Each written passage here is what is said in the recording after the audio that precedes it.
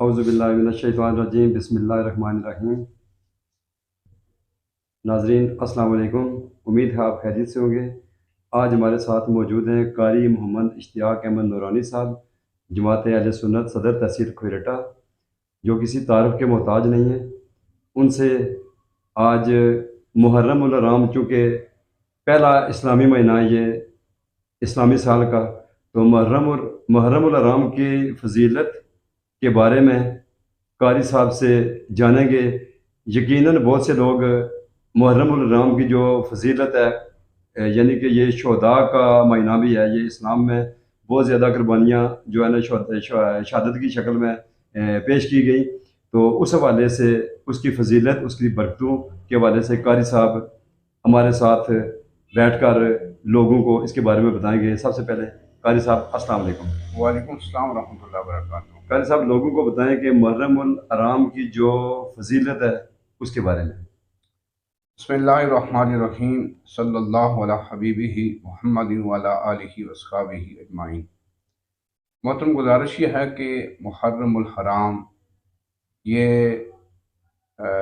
جو ہمارے اسلامی سال ہے اس کا یہ پہلا مہینہ ہے، اور حرمت کے جو 4 مہینے ہیں ان 4 مہینوں میں سے ایک محرم الحرام ہے، جس کے اندر جنگ و جدال، قتل و قتال، یہ شریعت نے اس کو منع کیا تھا۔ اس کے ساتھ ساتھ محرم الحرام یہ وہ مقدس مہینہ ہے جس کی محرم الحرام کی پہلی تاریخ کو حضرت سیدنا عمر فاروق رضی اللہ تعالیٰ عنہ، جو خلیفہ دوم میں آپ کی شہادت ہوئی اور آپ نے جام شہادت نوش فرمایا۔ اس اعتبار سے بھی اس دن کی بہت زیادہ اہمیت ہے۔ اس کے ساتھ ساتھ محرم الحرام کے ہر دن کی اپنی اہمیت ہے، پورے مقدس مہینے کی اپنی اہمیت ہے، لیکن 9 محرم الحرام اور 10 محرم الحرام،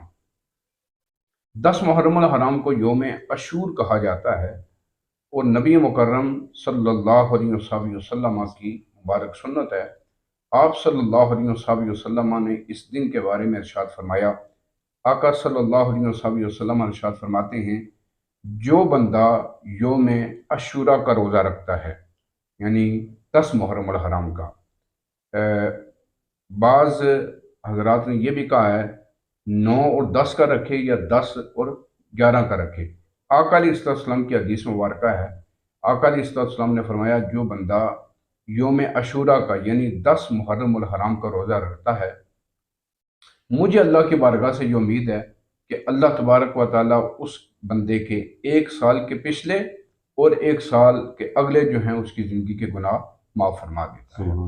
اور اس کے ساتھ ساتھ یہ بھی بتا دوں کہ نبی مکرم صلی اللہ علیہ وسلم نے ویسے تو آقا علیہ السلام عبادت کے معاملے میں بہت زیادہ حریص تھے۔ آقا علیہ السلام عبادت کے معاملے میں، اللہ کی ریاضت کے بارے میں، دین کے بارے میں، اسلام کے بارے میں، اچھے کاموں کے بارے میں آقا علیہ السلام بہت زیادہ حریص تھے، لیکن روایات کے اندر آتا ہے کہ محرم الحرام کے اندر اور بالخصوص یوم عاشور کو نبی پاک صلی اللہ علیہ وسلم روزے کا بہت زیادہ اہتمام فرمایا کرتے تھے۔ یہ 2 نسبتیں میں نے آپ کو بتائی ہیں۔ ایک نسبت یہ ہے کہ یکم محرم الحرام کو شہادت ہے خلیفہ دوم حضرت سیدنا عمر فاروق رضی اللہ تعالیٰ عنہ۔ دوسری میں نے آپ کو یہ بتائی ہے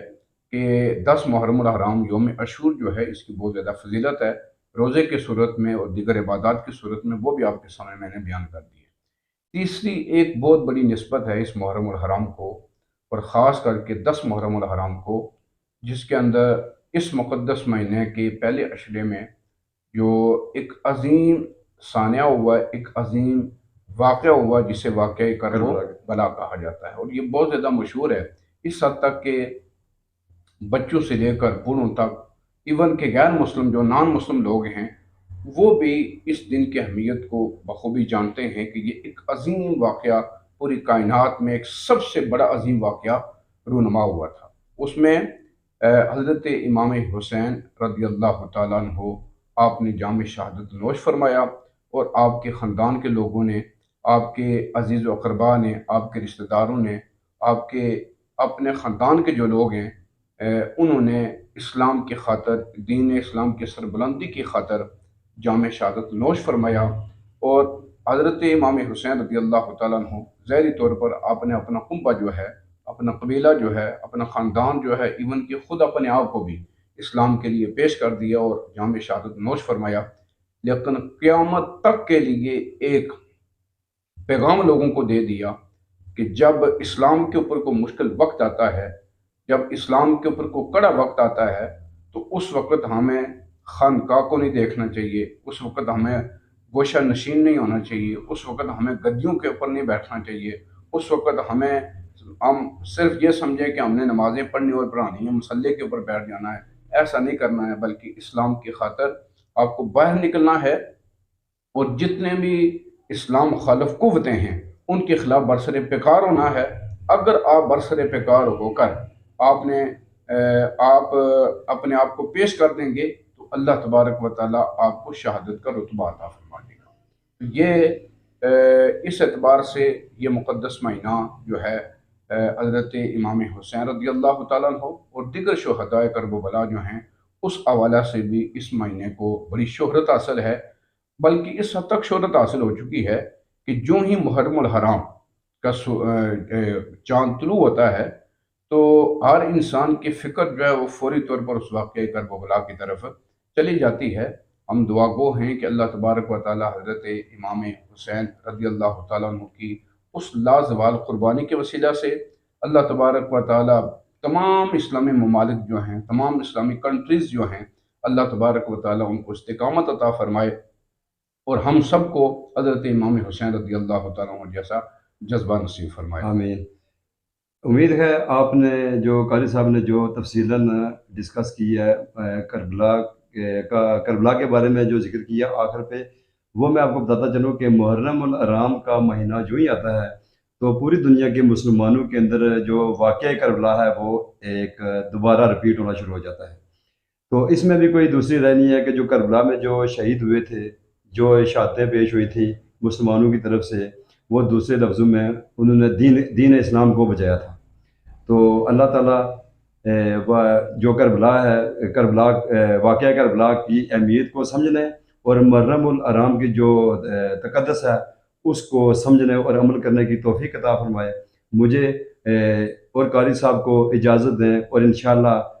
محرم، اس کے بعد جمادی الاول، جمادی الثانی، ایون جو 12 مہینے اسلامی ہیں، کوشش کریں گے کہ ہر مہینے کی افادیت اور فضیلت جو ہے وہ قاری صاحب سے پوچھ کے تو قاری صاحب کے تھرو ہم آپ کو بتاتے چلیں۔ مجھے اور قاری اشتیاق صاحب کو دیں اجازت۔ اللہ نگہبان۔